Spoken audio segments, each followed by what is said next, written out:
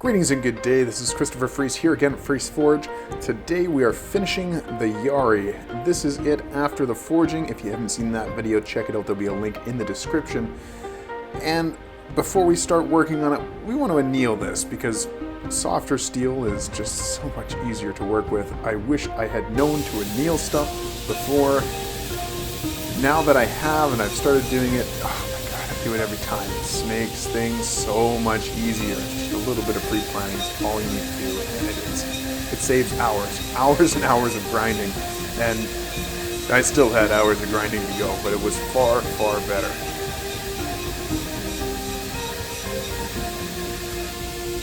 Well, the first step in finishing of this Yari is we need to bring the tang down to a size that is going to be just a little bit bigger than the hole that has already been pre-drilled in the piece of purple heart that is going to be receiving this and is going to be mounted to. We're bringing this all the way down to about 1 centimeter square. I actually used the Pritchell hole on my anvil as a guide as to whether or not I was getting down far enough. It worked really well, actually.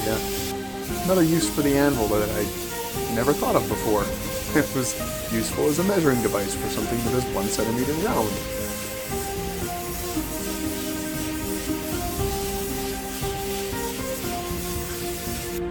A handmade Purple Heart Rashako bow staff is not a cheap thing to have made. So we definitely didn't want to be making any mistakes here. So I've got this nice piece of Purple Heart that is a test piece that we're checking to see how the burning on is going to work with the tang at the dimensions that it is, and it works fantastically well.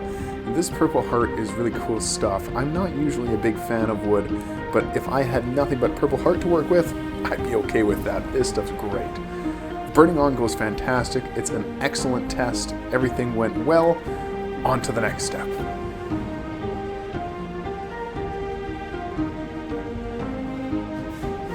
Propane forges are great and all, but they don't really allow you to isolate heat very effectively. This is something that a torch would work actually even better at. Unfortunately, my torch was out of oxygen. So we're over to the charcoal forge, and I actually got to forge another nice little piece of chain for my chain of progression, so good news all around on that. The customer really didn't like how triangular it was looking, so coming back in with the hammer, trying to just forge this a little bit more into a circle-y shape instead of a triangular-y shape. I had some success with that, I think. It worked pretty well. It's nice to sit there with the coal forge going, the charcoal forge going, hammering away. It's therapeutic.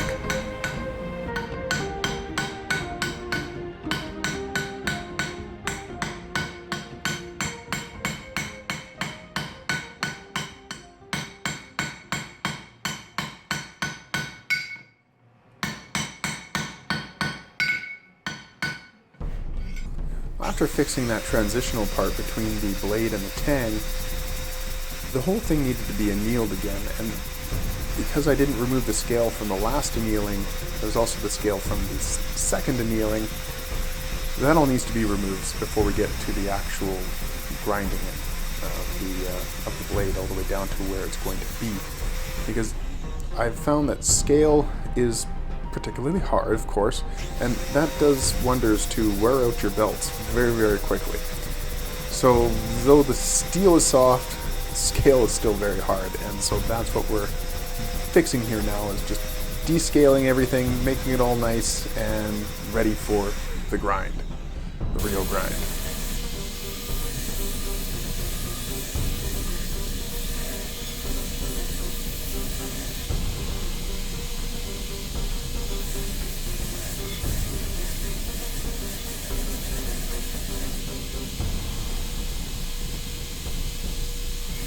I played with a few different ways to tackle this Yari blade, this triangular blade. I tried pulling across the flat platen there that comes with the 2x72 grinder, but I just found that it wasn't giving me the results that I wanted. I took a look, maybe the round section here, the the wheel would be what I would want to try and use that perhaps, and lo and behold, this actually worked very well. The reduced surface contact area helped me to remove the metal in the particular area of which I was pulling it across much more quickly. And it also, instead of the belt going up and down, or I guess across the side of the Yari blade, it was instead being drawn back and forth. And that actually worked very, very well. I was very pleased with all of this, and I used this method almost exclusively for the remainder of all of the grinding. The medium-sized wheel on the 2x72 grinder does a good job, but it doesn't allow me to get into these kind of tight places, like this transitional point between, well, I'm not really too sure what to call it, but the blade and the thing that connects to the blade that connects to the tang. If you happen to know the name of that, I would be very interested to know. Please do leave a comment and let me know just what it's called. It's been bugging me for a while.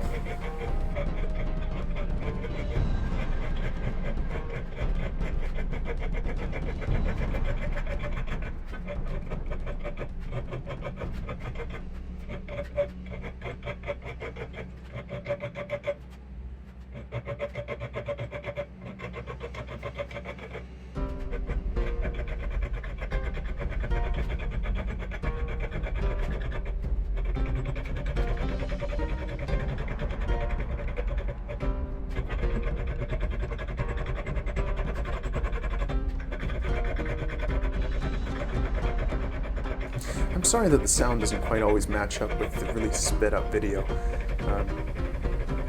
There must be a way to be able to do this in the editing program, Sony Vegas Pro, which is the editing program that I use, but I don't know how to do it. It works with everything except for the velocity. It's when I change the velocity that's what messes it up. If you use Sony Vegas Pro and you actually know how to fix that problem, please do leave a comment and let me know. It's amazing to go back and to sit back and to watch as I'm working away here, filing away, just how long I was actually filing for. I've edited out a ton of footage and sped all of this up, and it still takes a while. You kind of get in that zone. You've got your music going. Time is just something that doesn't exist when you're working on something like this. It's nice.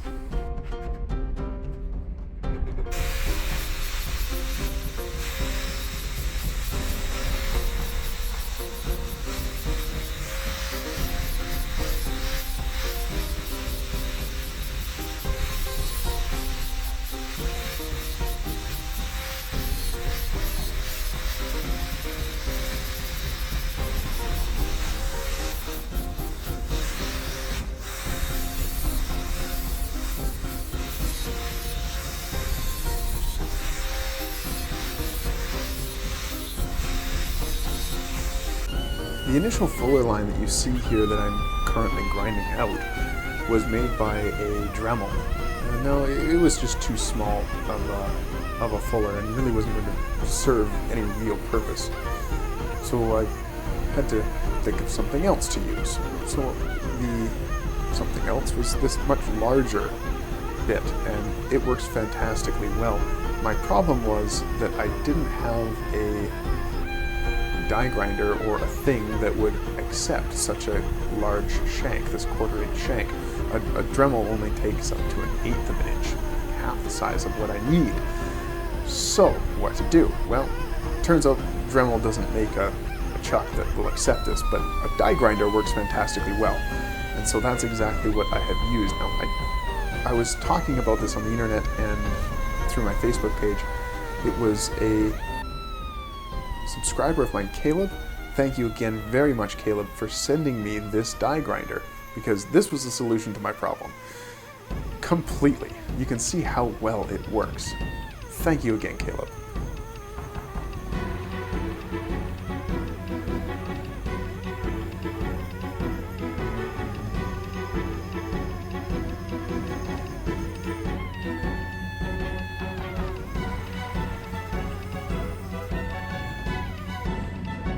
It's It's almost time for the blade to be born, but before we can get to that critical step, we first need to normalize it. A total of 3 times. Heating up to a critical temperature, taking it out, and letting it air cool back down to a black heat. This is done 3 times. I don't know why 3 and not 5 or 6 or 10, but 3 times is the kind of advised number of times to normalize. So that's exactly what we do. In order to remove the stress that was put into the steel from all of the grinding and the forging and the shaping and everything that has been done to this so far, all of it imbues stress upon the steel. That needs to be released, otherwise this right here would just cause it to shatter. Fortunately, that doesn't happen, and the blade is born.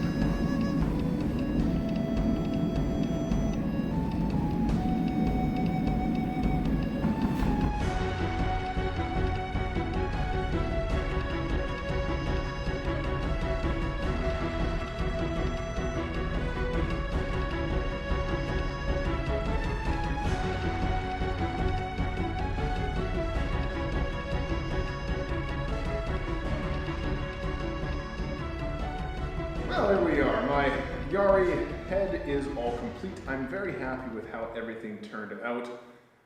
Minus one small defect.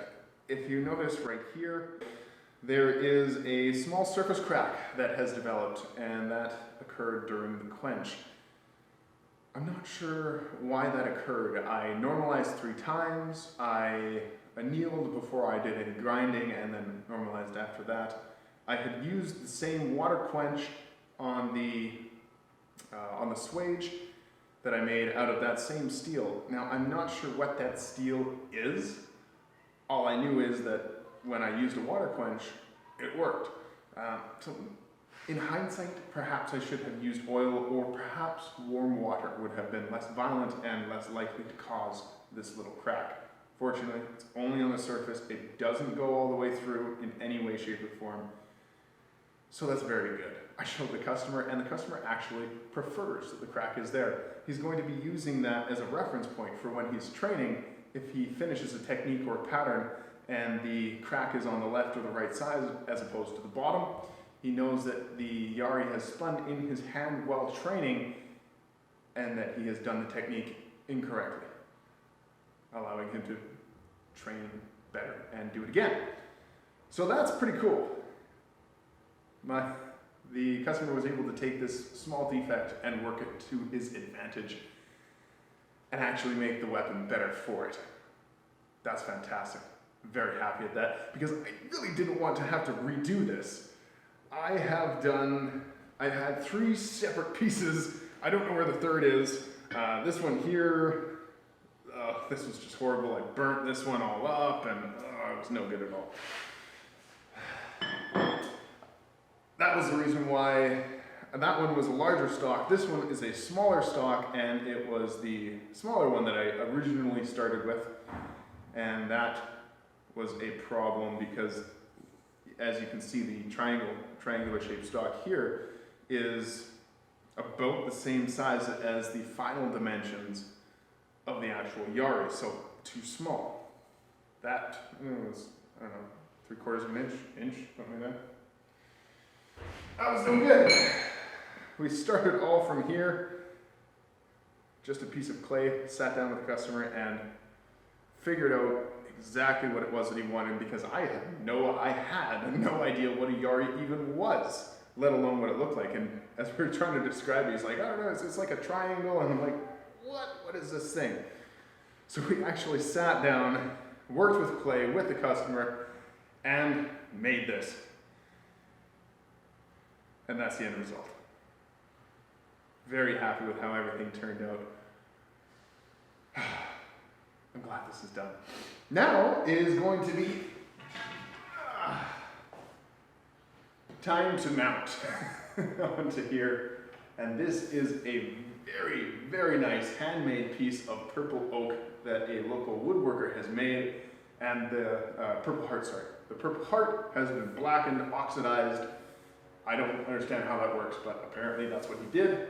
And we will be affixing this into the end of this, along with some end caps for the bottom and collars for the top. Those are all going to be made out of brass, and I get to try some raising and chasing for the first times. But before I can do that, I need to be able to make the tools to be able to do that, and that is going to be the topic of either a video or a live stream. I haven't yet decided.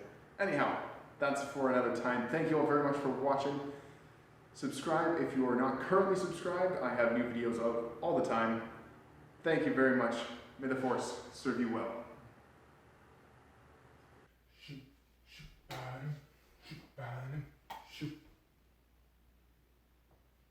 Well, you're still here. It's over. Go home. Well, I guess since you won't go away, I'll take this moment to thank my fantastic and wonderful patrons. You guys are amazing. Thank you very much. I love you long time. Over here you'll find a couple of videos I've done. This one is my most recent upload, and this one is one that YouTube has decided via its algorithms that you might enjoy. We all know how wonderful and fantastic and perfect YouTube's algorithms are, so I'm sure you have nothing to fear.